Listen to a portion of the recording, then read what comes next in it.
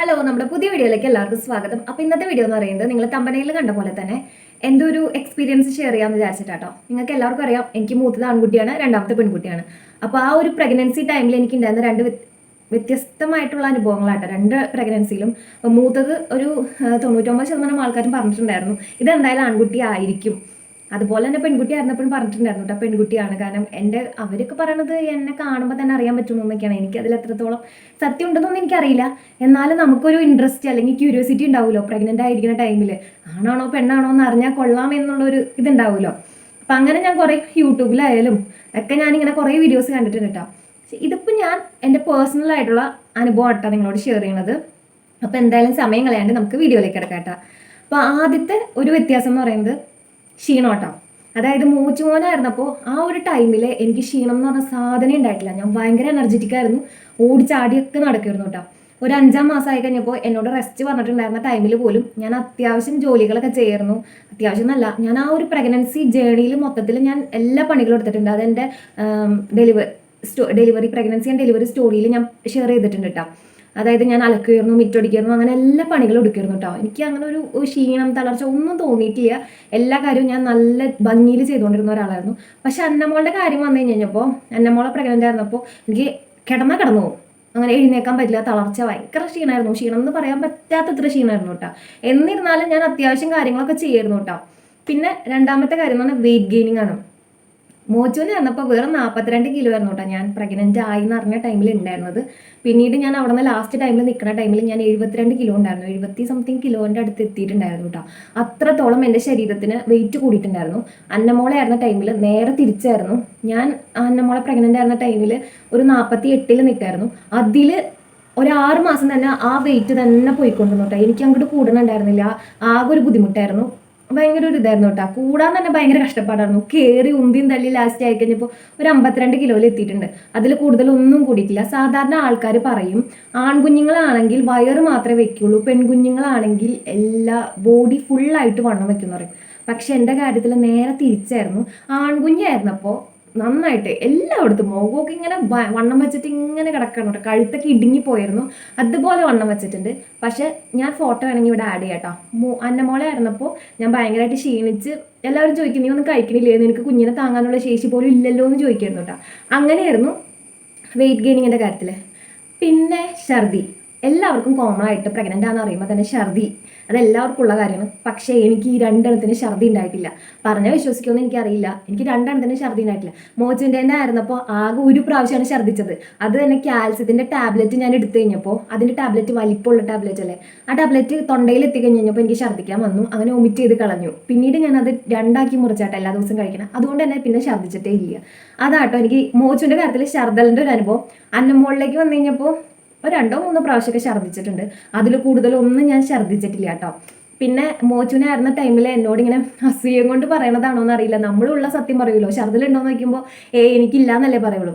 അങ്ങനെ പറഞ്ഞിട്ട് ഒരാൾ എൻ്റെ അടുത്ത് പറഞ്ഞു അത് നിന്റെ വയറ്റിൽ കിടക്കുന്നത് ഹെൽത്തി ബേബി അല്ലാത്തതുകൊണ്ടാണ്, സാധാരണ ഛർദ്ദൽ എല്ലാവർക്കും ഉണ്ടാവും എന്നൊക്കെ പറഞ്ഞു. എന്നിട്ട് ഞാൻ ഡോക്ടറോട് പോയി ചോദിച്ചപ്പോൾ ഡോക്ടർ പറഞ്ഞു താൻ ഭാഗ്യം ചെയ്തതാണ്, കാരണം എല്ലാവരും ഛർദ്ദലിന് മരുന്ന് നിൽക്കാൻ വേണ്ടി മരുന്നൊക്കെ ചോദിച്ചിട്ടാണ് എൻ്റെ അടുത്ത് വന്നത്. നീ ഹെൽത്തി ബേബി ആണോ എനിക്ക് ഛർദ്ദൽ ഇല്ലല്ലോ എന്ന് ചോദിച്ചിട്ടാണ് വരുന്നത്. അപ്പം നീ നിന്റെ കാര്യം മാത്രം നോക്കിയത്, മറ്റുള്ളവർ പറയണത് ഒന്നും കേൾക്കണ്ടെന്നൊക്കെ എന്നെ പറഞ്ഞന്ന് വിട്ടതാട്ടോ. അപ്പം ഛർദ്ദിലിൻ്റെ കാര്യത്തിൽ എനിക്ക് ഇതാട്ടോ എൻ്റെ അനുഭവം. പിന്നെ ഉള്ള കാര്യം എന്ന് പറഞ്ഞാൽ മുടി. മോച്ചുവിന് പ്രഗ്നൻ്റ് ആയിരുന്ന സമയത്ത് എനിക്ക് മുടി കൊഴിച്ചിലുണ്ടായിരുന്നു. പക്ഷെ ഡെലിവറി കഴിഞ്ഞ സമയത്ത് മുടി കൊഴിച്ചിലേ ഉണ്ടായിരുന്നില്ല കേട്ടോ. അങ്ങനെയായിരുന്നു എനിക്ക്. അന്നമോളെ ആയിരുന്നപ്പോൾ മുടി കൊഴിച്ചിൽ എനിക്ക് ഉണ്ടായിരുന്നില്ല പ്രഗ്നൻ്റ് ആയിരുന്ന ടൈമിൽ. ഡെലിവറി കഴിഞ്ഞപ്പോൾ നല്ല മുടി കൊഴിച്ചിലാട്ടോ. അങ്ങനെയാണ് മുടിയുടെ കാര്യത്തിൽ. ഇതെങ്ങനെയായിരിക്കും പലർക്കും പല രീതിയിലായിരിക്കും, വ്യത്യസ്തമായിട്ടിരിക്കും. പിന്നെ ചൂടാണ് കേട്ടോ. മോച്ചുവിനായിരുന്നപ്പോൾ എനിക്ക് ഭയങ്കര ചൂടായിരുന്നു. ഞാൻ വെളുപ്പിന് ഒരു 4 മണി 3 മണിയൊക്കെ ആയപ്പോൾ പുറത്തിറങ്ങി നിന്ന അനുഭവങ്ങൾ വരെ ഉണ്ടായിട്ടുണ്ട്. അതായത് ചൂടെടുത്തിട്ട് എനിക്ക് സഹിക്കാൻ പറ്റാണ്ട് ഞാൻ പുറത്തിറങ്ങി നിന്നിട്ട് ഞാൻ കുറേ നേരം പുറത്തിറങ്ങി നിന്നിട്ടുണ്ട്. അതുപോലെ തന്നെ കുളിച്ചിട്ടുണ്ട്, വെളുപ്പിനൊക്കെ എഴുന്നേറ്റ് കുളിച്ചിട്ടൊക്കെ ഉണ്ട്. അത്രയ്ക്ക് ചൂടായിരുന്നു, ചത്തു പോകുമെന്നൊക്കെ വിചാരിച്ച് അത്ര ചൂടുണ്ടായിരുന്നു കേട്ടോ. പക്ഷേ അന്നമോളിലേക്ക് വന്നപ്പോൾ എനിക്ക് ഭയങ്കര തണുപ്പായിരുന്നു, ഭയങ്കര കുളിരലായിരുന്നു. അതെന്താണെന്ന് എനിക്കറിയില്ല, ഭയങ്കര തണുപ്പും ഭയങ്കര ഒരു ഇതൊക്കെയായിരുന്നു കേട്ടോ. അപ്പോൾ അതാണ് എനിക്ക് ഈ ടെമ്പറേച്ചറിൻ്റെ കാര്യത്തിലുള്ള ഇത്. മോച്ചുവിനായിരുന്നപ്പോൾ എനിക്ക് പനിയൊന്നും അങ്ങനെ മറ്റു രോഗങ്ങളൊന്നും വന്നിട്ടില്ല, ഹോസ്പിറ്റലിൽ കിടക്കേണ്ട അവസ്ഥയൊന്നും വന്നിട്ടില്ല. അന്നമോളെ ആയിരുന്നപ്പോൾ നേരെ തിരിച്ചായിരുന്നു. എനിക്ക് യൂറിനറി ഇൻഫെക്ഷൻ വന്നിട്ടുണ്ട്, പനിയൊക്കെ ഇടയ്ക്കിടയ്ക്ക് വന്നിട്ടുണ്ട്, ഹോസ്പിറ്റലിൽ കയറി ഇറങ്ങൽ തന്നെയായിരുന്നു കേട്ടോ എനിക്ക് പനി. അപ്പം അതും ഒരു എന്താ പറയുക, ഒരു വ്യത്യാസമാണ്. പിന്നെ ഫുഡ്, മെയിനായിട്ടുള്ള സംഭവം ഫുഡായിരുന്നു. മോചുവിനായിരുന്നപ്പോൾ എന്തെങ്കിലും കഴിച്ചാൽ മതി, ഓക്കെ ആണ്, എന്ത് കഴിച്ചാലും വണ്ണം വയ്ക്കുമായിരുന്നു. അങ്ങനെ അങ്ങനെ ഇന്നതെന്നുള്ള എനിക്കൊരു താല്പര്യം ഉണ്ടായില്ല. പിന്നെ ഞാൻ ഫുഡ് കഴിച്ചുകൊണ്ടിരുന്നത് കുഞ്ഞിന് ആരോഗ്യം വേണമല്ലോ, കുഞ്ഞിനെ ഓർത്തിട്ടാണ് ഞാൻ ഫുഡ് കഴിച്ചുകൊണ്ടിരുന്നത്. പക്ഷെ അന്നമോളുടെ കാര്യത്തിലുണ്ടല്ലോ നേരെ തിരിച്ചായിരുന്നു. ഭയങ്കര ആർത്തിയായിരുന്നു. ആർത്തി എന്ന് തന്നെ അതിന് പറയാൻ പറ്റുള്ളൂ. കാരണം വലിച്ചു വാരി തിന്നണം, എന്ത് കണ്ടാലും കൊതി, ഇന്ന സാധനം എനിക്ക് തിന്നേ പറ്റുള്ളൂ. കൊതി എന്ന് പറയാൻ അതുമാതിരി കൊതിയായിരുന്നു. ഞാൻ തിന്നാത്ത സാധനങ്ങളേ ഇല്ല. മോച്ചുനായിരുന്നപ്പോൾ പേടിച്ചിട്ട് ഷെയ്ക്കോ ഐസ്ക്രീമോ ഒന്നും കഴിച്ചിട്ടില്ല, എന്തെങ്കിലും കുഞ്ഞിന് പറ്റുമോ എന്ന് പേടിച്ചിട്ട്. അന്നമോളായിരുന്നപ്പോൾ ഒരു പേടി ഉണ്ടായിരുന്നില്ല, എല്ലാ സാധനവും വലിച്ചു വാരി തിന്നായിരുന്നു കേട്ടോ. അങ്ങനെയായിരുന്നു ആ കാര്യത്തിലുള്ള അനുഭവം. ഫുഡിന് ഭയങ്കര ആർത്തിയായിരുന്നു. ഇത് മറ്റുള്ളവർക്ക് എങ്ങനെയായിരിക്കും എന്ന് എനിക്കറിയില്ല കേട്ടോ, ഓരോരുത്തർക്ക് വ്യത്യസ്തമായിരിക്കും. അതേപോലെ തന്നെ എനിക്ക് ഈ മോചുനായിരുന്നപ്പോൾ എരിവ് പുളി ഒക്കെ തിന്നാനായിരുന്നു കൂടുതൽ ഇഷ്ടം. മാങ്ങയ്ക്ക് ഇഷ്ടം പോലെ തിന്നിട്ടുണ്ട് കേട്ടോ. അന്നമോളെ ആയിരുന്നപ്പോൾ എനിക്ക് മാങ്ങ തിന്നാനുള്ള കൊതി, മധുരമാണ്. മധുരം എന്ന് പറഞ്ഞാൽ ഭയങ്കര ഇഷ്ടമാണ്. ഞാൻ ലഡു ജിലേബി അങ്ങനെയുള്ള സാധനങ്ങളൊക്കെ പിന്നെ തിന്നണം എന്നുള്ള ഒരു ത്വരയായിരുന്നു എനിക്ക്. മോചനായിരുന്നപ്പോൾ എനിക്ക് പേടിയായിരുന്നു, ഷുഗർ വരുമോ, അതുകൊണ്ടൊക്കെ ഞാൻ ഇതൊന്നും കഴിച്ചിട്ടേ ഇല്ല, പിന്നെ കഴിക്കാനുള്ള ഒരു ആഗ്രഹം ഉണ്ടായിട്ടില്ല. പക്ഷേ ഇവളെ ആയിരുന്നപ്പോൾ എനിക്ക് നന്നായിട്ട് ഷുഗർ വന്നായിരുന്നു. ഞാൻ അതിനെക്കുറിച്ച് ഞാനൊരു വീഡിയോയിൽ പറഞ്ഞിട്ടുണ്ടായിരുന്നു. എനിക്ക് പിന്നെ ടാബ്ലറ്റ് ഒന്നും എടുക്കേണ്ടി വന്നില്ല, പക്ഷേ നന്നായിട്ട് കറക്റ്റായിട്ട് ഡയറ്റ് നോക്കിയിട്ട് അത് ഞാൻ കുറയ്ക്കാട്ടാണ് ചെയ്തത്. ഷുഗറൊക്കെ നന്നായിട്ട് അടിച്ച് കയറി വന്നിട്ടുണ്ടായിരുന്നു. ആ ടൈമിൽ കുറയ്ക്കാനൊക്കെ ഭയങ്കര പാടായിട്ട് ഇച്ചിരി കഷ്ടപ്പെടാം എന്നൊക്കെ വിചാരിച്ചാണ്. പക്ഷെ ഓക്കെ. പിന്നെ വയറിൻ്റെ ഷേപ്പ്, ആൾക്കാർ പറയുന്ന ഒരു കാര്യമാണ് വയറിൻ്റെ ഷേപ്പ്. മോച്ചൂനായിരുന്നപ്പോൾ ഒരു ചെറിയ ഫുട്ബോൾ എൻ്റെ ശരീരത്തിൽ, ഞാൻ വണ്ണം വെച്ചിട്ടുണ്ടായിരുന്നു ആ ടൈമിൽ, ആ വണ്ണം വെച്ച ശരീരത്തിൽ ഒരു ഫുട്ബോൾ എൻ്റെ വയറിൽ മാത്രം കയറ്റി വെച്ചിട്ടുള്ള ഒരു ഫീലായിരുന്നു. അതിപ്പോൾ എന്താ പറയുക, ബാക്കി നോക്കിയാലൊന്നും മനസ്സിലാവുന്നില്ല, എങ്ങനെ സൈഡിൽ ഒന്നും മനസ്സിലാവില്ല, ഒരു ചെറിയൊരു ഫുട്ബോൾ കയറ്റി വെച്ചൊരു ഫീല് കാണുമ്പോൾ തന്നെ അത്ര ഉള്ളൂ. കുഞ്ഞു വയറാണ്. അന്നമോളെ ആയിരുന്നപ്പോഴും കുഞ്ഞു വയറാണെങ്കിലും ഉണ്ടല്ലോ, സൈഡിൽ നിന്നൊക്കെ വയറ് വന്നിട്ടുണ്ടായിരുന്നു. ഈ നെഞ്ചിൻ്റെ ഭാഗത്തു നിന്ന്, സൈഡിൽ നിന്ന്, താഴെ നിന്നൊക്കെ വയറ് എനിക്ക് ഉണ്ടായിരുന്നു. അതുകൊണ്ട് തന്നെ സൈഡിൽ നോക്കുമ്പോഴൊക്കെ ഞാൻ പ്രഗ്നൻ്റ് ആണെന്ന് തോന്നിയിരുന്നു. ചെറിയ വയറായിരുന്നു കേട്ടോ. മോച്ചുവിൻ്റെ അത്ര ആയിരുന്നപ്പോൾ ഉള്ള അത്ര വയറേ ഉണ്ടായിരുന്നുള്ളെങ്കിലും എനിക്ക് എല്ലാ സൈഡുകളിൽ നിന്നൊക്കെ വയറ് വന്നിട്ടുണ്ടായിരുന്നു. മോച്ചുവിനായിരുന്നപ്പോൾ ഒരു ചെറിയ ഫുട്ബോൾ കയറ്റി വെച്ച ഒരു ഫീലേ ഉണ്ടായിരുന്നുള്ളൂ കേട്ടോ. ആൾക്കാർ കാണുമ്പോഴായാലും അങ്ങനെയാ തോന്നിയിട്ടുള്ളൂ. അതേപോലെ തന്നെ പല ആൾക്കാരും പറയും കാണാൻ ഭംഗി വെക്കും, അപ്പോൾ ആൺകുട്ടിയാണെങ്കിൽ ഭയങ്കരമായിട്ട് ഭംഗി കുറവായിരിക്കും, അതായത് നമ്മളെ തന്നെ ആകെ ക്ഷീണിച്ച് തളർന്നിരിക്കുന്ന ഒരു അവസ്ഥയായിരിക്കും. പെൺകുഞ്ഞുങ്ങളായിരിക്കുമ്പോൾ നല്ല ഭംഗിയായിരിക്കും എന്ന് പറയും. പക്ഷേ ഈ പ്രഗ്നൻസി ഗ്ലോ എന്ന് പറഞ്ഞ സംഭവം എല്ലാ പ്രഗ്നൻ്റ് ആയിരിക്കുന്നവരുടെയും ഫേസിൽ വരും. ഇപ്പം ഛർദിയൊക്കെ ഉള്ളവർക്ക് ഛർദിയൊക്കെ ആയി തളർന്നൊടിഞ്ഞിരിക്കുമ്പോഴൊക്കെ ആയിരിക്കും അവരുടെ കണ്ണിനും മുഖത്തിനൊക്കെ ഒരു തളർച്ച ഫീൽ ചെയ്തിട്ടാണ് അവർക്കത് മനസ്സിലാവാത്തത്. എനിക്ക് രണ്ടെണ്ണത്തിന് ആ പ്രഗ്നൻസി ഗ്ലോ ഉണ്ടായിരുന്നു കേട്ടോ. മോച്ചുവിൻ്റെ ആയിരുന്നപ്പോൾ ലാസ്റ്റ് ടൈമിലായി കഴിഞ്ഞപ്പോഴേക്കും ഒരു 8-9 മാസമായപ്പോഴേക്കും എനിക്ക് ആ ഒരു ഗ്ലോ പോയിരുന്നു. എല്ലാവരും പറയായിരുന്നു നന്നായിട്ട് ഗ്ലോ ചെയ്യണ്ടായിരുന്നു മുഖമൊക്കെ എന്ന് പറയണ്ടായിരുന്നു കേട്ടോ. പിന്നെ കഴുത്തിലെ കറുപ്പ്, അന്നമോളായിരുന്നപ്പോൾ എനിക്ക് അങ്ങനത്തെ സംഭവമൊന്നും വന്നിട്ടില്ല. ഈ കൈയുടെ മുട്ടിൻ്റെ അവിടെയൊക്കെ കറുക്കും, ഇങ്ങനെ കഴുത്തിൻ്റെ ഇവിടെയൊക്കെ കറുത്ത്, ബാക്കിലൊക്കെ കറുത്തിരിക്കും. അപ്പം അത് മോച്ചുനായിരുന്നപ്പോൾ എനിക്ക് നന്നായിട്ട് കറുപ്പ് വന്നിട്ടുണ്ടായിരുന്നു. അന്നമോളായിരുന്നപ്പോൾ അങ്ങനെയൊന്നും വന്നിട്ടില്ല കേട്ടോ.